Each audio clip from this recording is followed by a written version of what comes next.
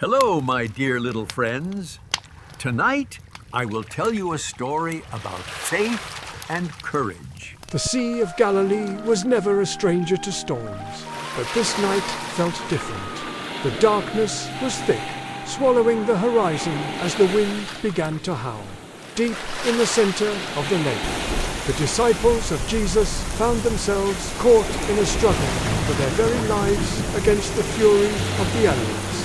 The disciples pulled at the oars with everything they had, their muscles aching and their hearts racing as the cold rain lashed against their weary faces. Hour after hour they fought the gale, yet the shore seemed further away with every stroke. They were alone in the chaos, or so they believed. Suddenly, through the mist and the spray of the crashing waves, a mysterious light began to pierce the gloom. A silhouette appeared on the horizon. It was Jesus, walking calmly upon the surface of the sea, as if the raging waters were nothing more than a paved garden path. The disciples cried out in terror, their voices lost to the wind. They thought they were seeing a ghost, a phantom born from the darkness of the deep. But a voice, steady and filled with a peace that surpassed the storm, reached their ears. "Take courage. It is I, do not be afraid." Peter, his heart hammering against his ribs, looked out at his master. A spark of bold faith ignited within his soul, casting out his fear. "Lord, if it is you," Peter called out, "tell me to come to you on the water." Jesus simply looked at him and said, "Come." Without a second thought, Peter climbed over the side of the boat. He stepped onto the liquid surface, and, to his amazement, it held firm. He began to walk toward Jesus, his eyes locked onto the Master's. Each step was a miracle, a testament to the power of pure, unwavering faith.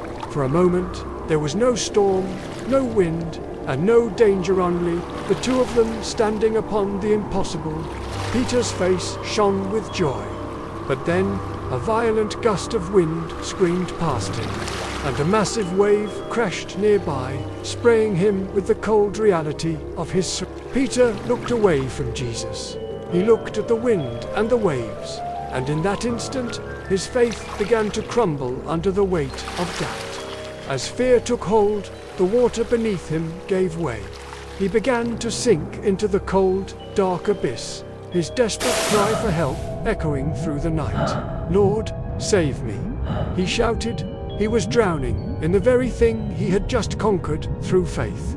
But he was not beyond reach. Immediately, Jesus reached out his hand. His movement was swift and sure, a beacon of safety in the middle of the terrifying storm. Jesus caught Peter's hand with a firm grip, pulling him up from the depths and restoring him to the surface once more.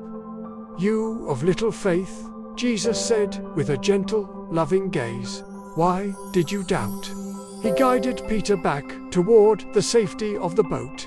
As they climbed back into the boat together, something miraculous happened. The wind that had been howling for hours suddenly ceased its cry. The waves, which had been like mountains, flattened into a glassy, peaceful surface.